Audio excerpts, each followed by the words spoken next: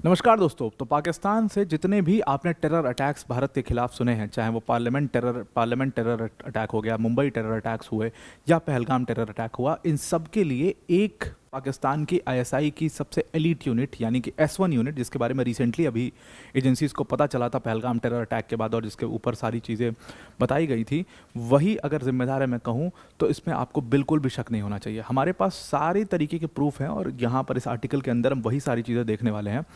हमारे पास सारे प्रूफ हैं कि आईएसआई सीधा सीधा इन टेररिस्ट ग्रुप से, चाहे वो जैश हो गया, चाहे वो लश्कर हो गया, चाहे हिजबुल मुजाहिदीन हो गया, इंडियन मुजाहिदीन हो गया, या आप जितने भी नाम जानते हो, आप सच बता रहा हूँ कि लगभग कहा जाता है कि ऐसे अभी एक्टिव 25 से 30 ग्रुप्स हैं जो एक्टिव हैं, चाहे वो किसी के ऑफशूट हैं, चाहे वो एक्टिव हैं, अपने इंडिपेंडेंट ग्रुप्स हैं। कश्मीर से रिलेटेड टेररिज्म में ये सारे ग्रुप्स एक्टिव हैं।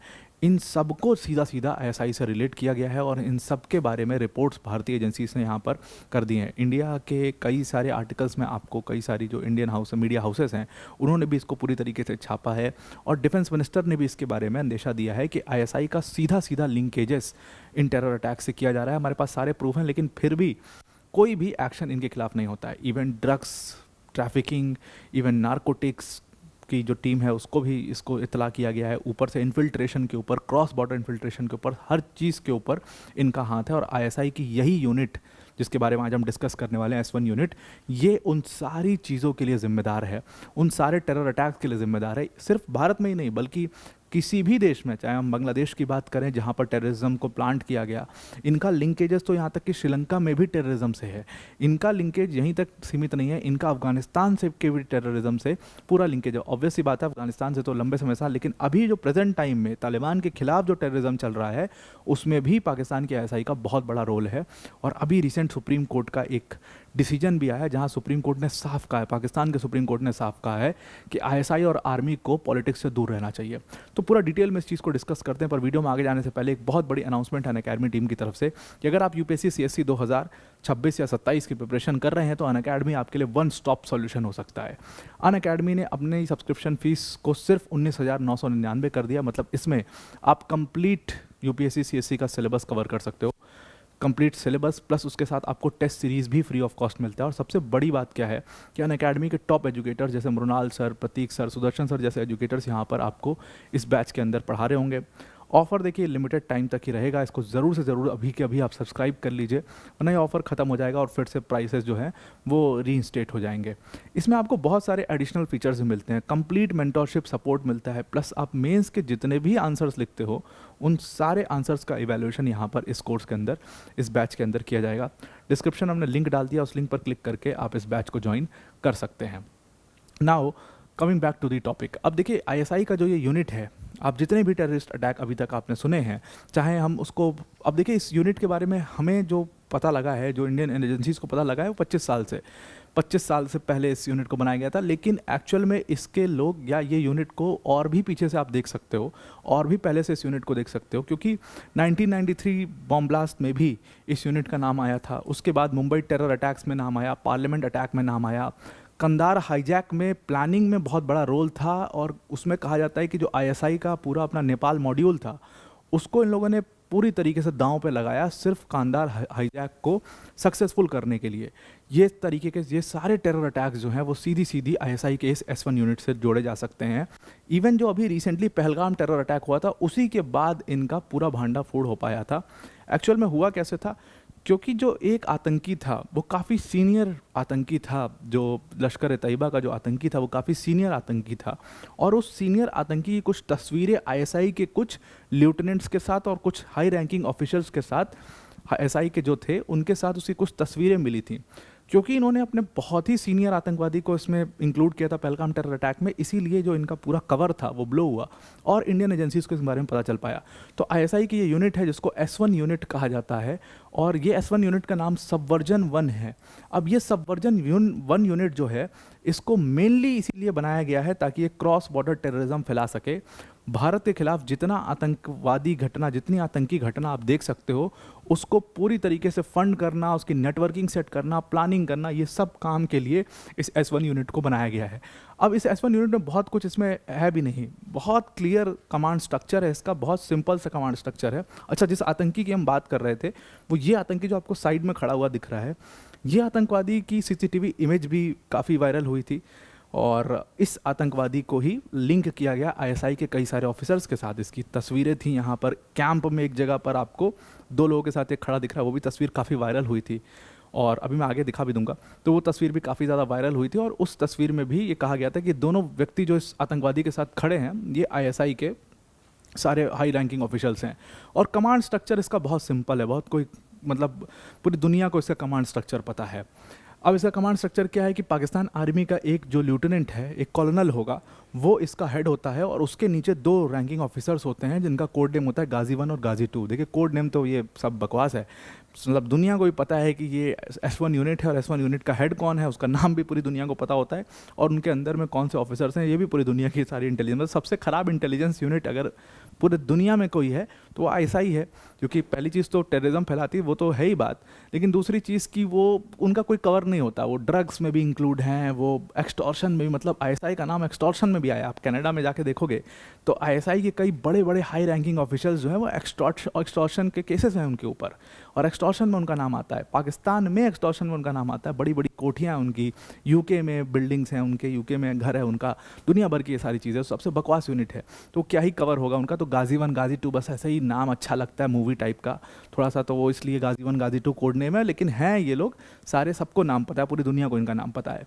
अब इनका हेडक्वार्टर इस्लामाबाद में है, और जितनी भी टेरर अटैक्स होते हैं उसकी सबसे मेन चीज़, उसमें ये पूरा फंडिंग का जो पूरा काम है, ये S1 यूनिट का सबसे पहला गोल होता है। फंडिंग के बिना कुछ भी नहीं हो सकता, और इसीलिए फंडिंग के ऊपर सबसे ज़्यादा ध्यान देता है। अब जाहिर सी बात है, जो फंडिंग हो रही है वो किसी लेजिट मनी से तो फंडिंग होगी नहीं, किसी बिजनेस मनी से तो फंडिंग होगी नहीं, तो इस फंडिंग के लिए ये लोग ड्रग्स में काफ़ी ज़्यादा इंक्लूड रहते हैं, और पूरी तरीके से ये ड्रग मनी को ये लोग अपने टेरर अटैक्स के लिए यूज़ करते हैं।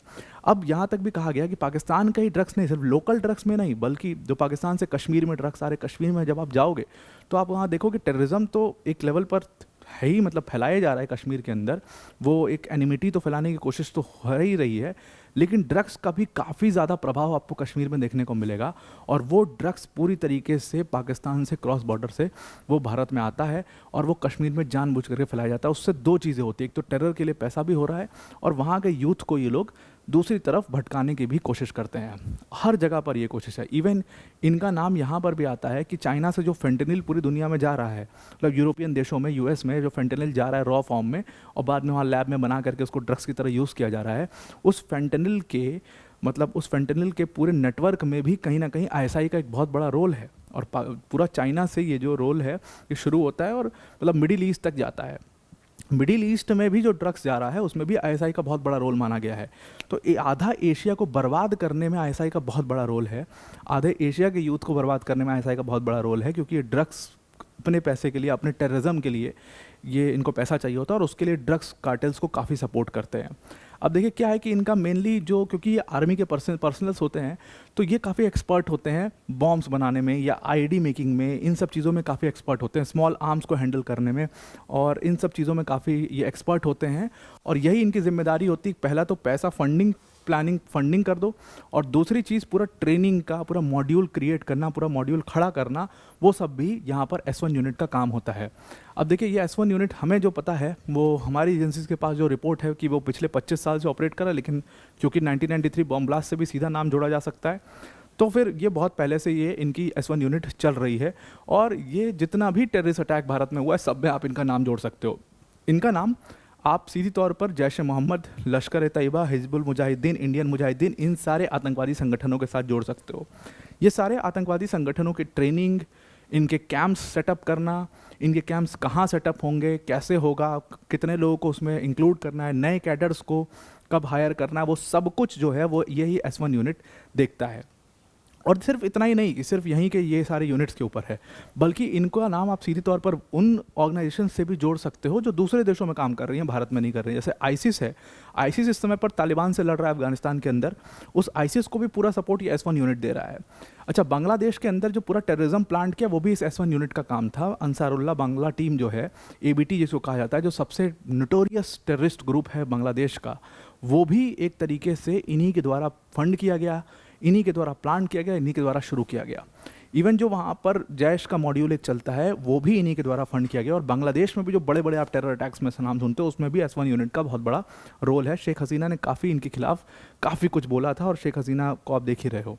अब देखिए इनका काम करने का तरीका क्या होता है कि ये कभी अपनी आइडेंटिटी जो है वो नहीं बताते हैं। मतलब जो टेररिस्ट होते हैं, अब ये पाकिस्तान के गांव-गांव से उठाए हुए लड़के होते हैं जो टेररिस्ट होते हैं, इनके पास पैसा नहीं है, खाने को कुछ नहीं है, उनको कुछ पैसे दे करके ये टेररिस्ट बना देते हैं।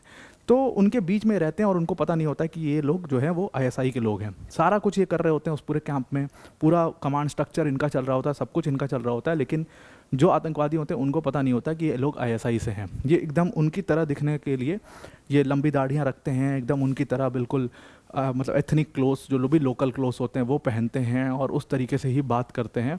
ये बिल्कुल भी अपना एलिटिज़म जो है वो सामने नहीं आने देते और इसलिए आतंकवादियों को कभी पता नहीं होता कि ये लोग ISI से हैं। जैसे आपको मैं 2 घटनाएं बताता हूँ, इन 2 घटनाओं से आपको अंदाज़ा लग पाएगा। एक घटना हुई थी पार्लियामेंट अटैक की। पार्लियामेंट अटैक के ऊपर एक बड़ी अच्छी, मुझे ध्यान में नहीं है मूवी का नाम, तो मैं मूवी तो नहीं देखा मैंने, लेकिन मूवी एक बनी है, शायद एक मूवी बनी है भारत में। लेकिन पार्लियामेंट अटैक में जो चार्जशीट फाइल हुई थी उसमें हुआ था कि ये 5 लोग नहीं बल्कि 6 थे। 6वां जो व्यक्ति था उसका नाम रिवील नहीं हो पाया, वो व्यक्ति कौन थे उसकी आइडेंटिटी रिवील नहीं हो पाई, लेकिन उस समय पर भी एजेंसीज को ये शक था कि ये व्यक्ति ISI से था क्योंकि इसको एग्जैक्ट सारी चीज़ें मालूम थी। इसको कौन से गेट से एंटर करना है, पार्लियामेंट के अंदर अगर आप जा रहे हो वो कौन से गेट से जाना है, कहाँ पर आपको कौन से लीडर मिलेंगे, अपोजिशन कहाँ बैठा होगा, गवर्नमेंट कहाँ बैठे हो, मतलब सब कुछ A to Z all over information इनके पास थी। एक पूरा मैप इनके पास बना हुआ था। उतनी डिटेल्ड जानकारी इन टेररिस्ट को जो सही से पढ़े लिखे भी नहीं है, जिन्होंने मैट्रिक भी नहीं किया होगा, उनके पास इतनी इन्फॉर्मेशन होना का पॉसिबिलिटी ही नहीं है। तो ISI का एक व्यक्ति था, 6वां व्यक्ति था, जो शायद देश से छोड़ करके निकल गया अटैक से पहले ही, उसका एक बहुत बड़ा रोल था। ठीक वैसे पहलगाम टेरर अटैक में भी आया था। अब देखिए क्या है कि ये जो पूरा ग्रुप है ये कई सारी चीज़ें, कई सारी जिम्मेदारियां संभालता है। सबसे पहले तो ये अपना एक स्ट्रैटेजिक लेयर क्रिएट करते हैं।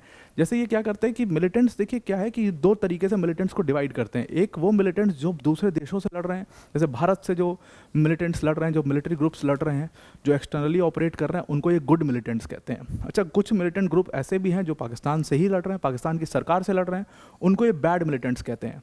कई बार ये क्या करते हैं कि गुड मिलिटेंट्स को ही बैड मिलिटेंट्स से भी लड़वा देते हैं। कई बार आपने देखा होगा कि जो बलूचिस्तान में होता है कि इतने लोग मारे गए, उतने लोग मारे गए, इसने मार दिया, उसने मार दिया, कई बार ये अपने ही मिलिटेंट्स का इस्तेमाल करते हैं बलूचिस्तान के अंदर वहाँ पे अनरेस्ट क्रिएट करने के लिए। तो सबसे पहला इनका काम क्या है, यही है कि पूरा क्लियरली आइडेंटिफाई करना कौन कौन से ग्रुप्स हैं, कौन कौन इनके लिए काम कर सकता है, और उसके बाद क्या करते हैं, ये इन्फिल्ट्रेशन से रिलेटेड या टेरर अटैक से रिलेटेड प्रोपोगेंडा कैसे सेट करना है, किसी रीजन को डिस्टेबलाइज करना है। जैसे मैंने बलूचिस्तान का एग्जांपल दिया, आप सेम कश्मीर का एग्जांपल ले सकते हो। डिस्टेबलाइज करना है किसी रीजन को, क्रॉस बॉर्डर इन्फिल्ट्रेशन, सब कुछ की जिम्मेदारी इसी S1 टेरर ग्रुप की होती है। उसके बाद दूसरी सबसे इंपॉर्टेंट चीज़ है ऑपरेशनल कॉस्ट जो है वो भी पूरा ये देखते हैं। ऑपरेशन में सबसे पहले कि ट्रेनिंग्स देना, सारे आतंकवादियों को ट्रेनिंग दिलवाना, उसके बाद उनके लिए फंड्स मैनेज करना, वेपन्स कौन सा यूज़ होगा किस जगह पर, वो सारी चीज़ें, लॉजिस्टिक पूरी तरीके से, गाड़ी कौन सी आएगी, कहाँ से ले जाएगी, कहाँ से आपको निकलना है, कैसे आपको पहुँचना है, फिर उसके बाद अटैक के बाद पूरा सेफ हेवन दिलवाना, ये सारी जिम्मेदारी इसी S1 सबवर्जन 1 ISI के ग्रुप की जिम्मेदारी होती है। उसके बाद सबसे इम्पॉर्टेंट स्टेज यानी कि प्लानिंग, और प्लानिंग के बाद जो पूरा इन्फिल्ट्रेशन होता है, टारगेट सिलेक्शन होता है, वो सब भी ये लोग करते हैं। कहा जाता है कि इनके पास एक पूरी मतलब भारत का पूरा सारी जो इंटेलिजेंस है वो इनके पास होती है, और इनके लोकल लोग भी कहीं पे काम कर रहे होते हैं, उनसे पूरा इंटेलिजेंस ये ले करके, और उसके बाद उस इंटेलिजेंस के बेसिस पर ये प्लानिंग करते हैं और फिर टारगेट सेलेक्ट करते हैं। इवन यहाँ तक कि इन्फिल्ट्रेशन रूट भी यही सेट करते हैं और सारे आतंकवादियों को ला करके भारत में यही प्लांट करते हैं। जितने भी आपने अभी रिसेंटली जम्मू कश्मीर में आतंकवादी देखे, उनका जितना मूवमेंट देखा, उनका इन्फिल्ट्रेशन देखा, वो सब कुछ की जिम्मेदारी यही ISI S1 जो है उसी की रहती है। उसके बाद अटैक्स को एग्जीक्यूट करना, उनके लिए नेटवर्क्स मेंटेन करना, नए कैडर्स को रिक्रूट करना, ये सारा काम जो है ये अकेले सिंगल हैंडेडली करते हैं।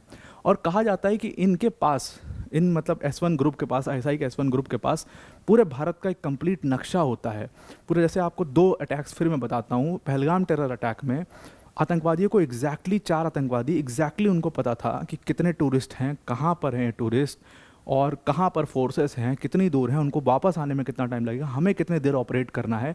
मतलब इसकी पूरी जिम्मेदारी, मतलब वहाँ पर एंटर करना और वहाँ से एग्जिट करने तक में पूरा एक कंप्लीट प्लान उनके पास था। उनके पास सारी एग्जैक्ट इन्फॉर्मेशन उस समय की थी, एकदम लाइव इन्फॉर्मेशन उनके पास सारी समय की थी।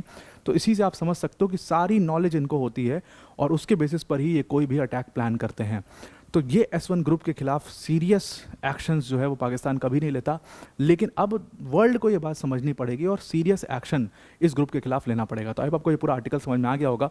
पर वीडियो को एंड करने से पहले अनअकैडमी टीम की तरफ से एक और बड़ी अनाउंसमेंट है कि अगर आप यूपीएससी CSE की प्रिपरेशन बिल्कुल फ्री ऑफ कॉस्ट करना चाहते हैं तो अनअकैडमी आपके लिए वन स्टॉप सॉल्यूशन बन सकता है, बिल्कुल एक भी रुपये बिना खर्चा किया। आपको सिंपली क्या करना है, यूपीएससी मंजिल बाय अनअकैडमी सर्च करना है यूट्यूब पर जा करके और इस चैनल को सब्सक्राइब कर लेना है। इस पर बेल आइकॉन पर क्लिक करके आपको ऑल नोटिफिकेशंस कर लेना है। इससे क्या होगा कि जितनी भी वीडियोस यहाँ पर पब्लिश होंगी वो सारी आपके पास नोटिफिकेशंस आ जाएगी। अब इस वीडियोस को काफ़ी कंटेंट लेडन वीडियोस ये होने वाली हैं, इनको सिर्फ आप फॉलो करके, पूरी तरीके से इनको आप फॉलो करके आप अपनी यूपीएससी CSE की प्रिपरेशन कर सकते हो। बाहर से आपको कुछ भी करने की कोई ज़रूरत नहीं पड़ेगी। 1.5-2 लाख रुपए जो आप खर्च करते हो, कोचिंग में जाते हो, वो सारा कंटेंट आपको यहाँ पर फ्री ऑफ कॉस्ट मिल जाएगा। तो अब आपको ये पूरा आर्टिकल समझ में आ गया होगा। आज के लिए इतना ही। Thank you and have a nice day.